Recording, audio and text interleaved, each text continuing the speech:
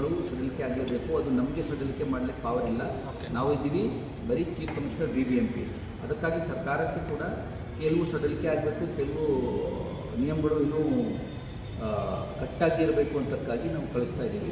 ಸರಿ, ಎಷ್ಟು ಖಾತೆಗಳಿವೆ ಆ ಥರದವು ಮತ್ತು ಅವರಿಂದ ಸಡಿಲಿಕೆ ನಿಯಮಗಳು ನಾವೇನಾದರೂ ಪ್ರಸ್ತಾವನೆ ಮಾಡ್ತೀರಾ? ಮಾಡ್ತೀವಿ. ಸಡಿಲಿಕೆ ಅಂದರೆ ಏನಿರುತ್ತೆ ಸರ್ ಸಡಿಲಿಕೆ? ನಾವು ಆಗೋದಿಲ್ಲ. ಸಡಿಲಿಕೆ ಅಂದರೆ ಈಗಾಗಲೇ ಕಟ್ಟಿ ಮನೆ ಭಾಳ ವರ್ಷ ಆಗಿದೆ ಇತ್ಯಾದಿ ಇತ್ಯಾದಿ ಇದ್ದರೆ ಅದಕ್ಕೆ ಏನಾದರೂ ದಾರಿ ತೋರಿಸ್ತದೆ. ಉಳಿದು ಎಲ್ಲ ಏನಿದೆ ಈಗ ಕಟ್ತಾ ಇದ್ದಾರೆ ಅವರಿಗೆ ಬೇರೆ ಏನು ನಮಗೆ ಯಾವ ಥರದ್ದು ಸಡಿಲಿಕೆ ಮಾಡಲಿಕ್ಕೆ ಅವಶ್ಯಕತೆಯೂ ಇಲ್ಲ. ಈಗ ಕಟ್ತಕ್ಕಂಥ ವಿಚಾರ ಸ್ಟಾಪ್ ಆಗಬೇಕು. ಎಷ್ಟು ಪಕ್ಕ ಕಟ್ಟಿದ್ದಾರೆ ಅದನ್ನೆಲ್ಲ ಸ್ಟಾಪ್ ಆಗಬೇಕು. ಎಲ್ಲ ಕಟ್ಟೇ ಇಲ್ಲ ಅಂದರೆ ಅವ್ರಿಗೆ ಫುಲ್ ಕಾನೂನು ಬರಬೇಕು 100%. ಯಾರು ಕಟ್ಬಿಟ್ಟು ಈಗಾಗಲೇ ಕಟ್ಬಿಟ್ಟು ಅಲ್ಲಿ ವಾಸ ಮಾಡ್ತಾ ಇದ್ದಾರೆ ಅವ್ರಿಗಾಗಿ ನಾವು ಏನಾದರೂ ಯೋಚನೆ ಮಾಡ್ಕೊಂಡು ಮಾಡಬೇಕು. ಎಷ್ಟು ಸರ್ ಬಜೆಟ್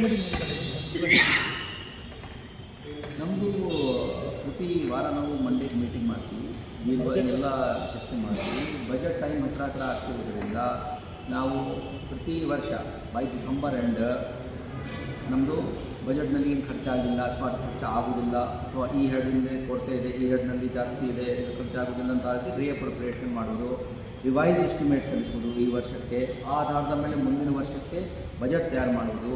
ಆ ವಿಚಾರದಲ್ಲಿ ನಾವು ನಮ್ಮ ಝೋನಲ್ ಕಮಿಷನರ್ಸ್ಗೆ ಅವ್ರದ್ದು ಏನೇನು ಪ್ರಸ್ತಾವನೆ ಇದೆ ಅದು 4ನೇ ತಾರೀಕುಗಳಿಗಾಗಿ ನಮಗೆ ಕೊಡಬೇಕು ಅಂತ ಹೇಳಿದ್ದೀವಿ. ಇದೇ ಪ್ರಕಾರ ನಮ್ಮ ಬೇರೆ ಇಂಜಿನಿಯರಿಂಗ್ ಸೆಕ್ಷನ್ ಆಗಲಿ, ಹೆಲ್ತ್ ಸೆಕ್ಷನ್ ಆಗಲಿ, ಎಜುಕೇಷನ್ ಆಗಲಿ ಅವರು ಕೂಡ ತಮ್ಮ ಬಜೆಟನ್ನು ಅವ್ರಿಗೇನು ಅಪೇಕ್ಷೆ ಇದೆ, ಹೋದ ವರ್ಷ ನಾವು ಏನು ಖರ್ಚು ಮಾಡಿದ್ದೀವಿ ಇತ್ಯಾದಿ ಇತ್ಯಾದಿ ವಿವರ ನೀಡಿ ಅದಕ್ಕಿಂತ ಸ್ವಲ್ಪ ಪರ್ಸೆಂಟೇಜ್ ಜಾಸ್ತಿ ಮಾಡಲಿಕ್ಕೆ ಬರ್ತದೆ. ಭಾಳ ದೊಡ್ಡದಾಗಿ ಇನ್ಕ್ರೀಸ್ ಮಾಡಲಿಕ್ಕೆ ಆಗೋದಿಲ್ಲ. ಅವರು ಆಸೆಯನ್ನೇ ಆದರೂ ಇದ್ದರೆ ಕೆಲವು ಹೆರಿಗೆ ಕಟ್ ಮಾಡಬೇಕು, ದೆನ್ ಪ್ರಯಾರಿಟಿ ಬರಬೇಕು. ಸಪೋಸ್ ಪ್ರಾಥಮಿಕತೆ ಕೊಟ್ಟು ಈ ಕಡೆಗೆ ಮಾಡ್ತೀನಿ ಅಂತ ಹೇಳಿದರೆ ಬೇರೆ ಯಾವ ಕಡೆಗೆ ಕಟ್ ಮಾಡಬೇಕು.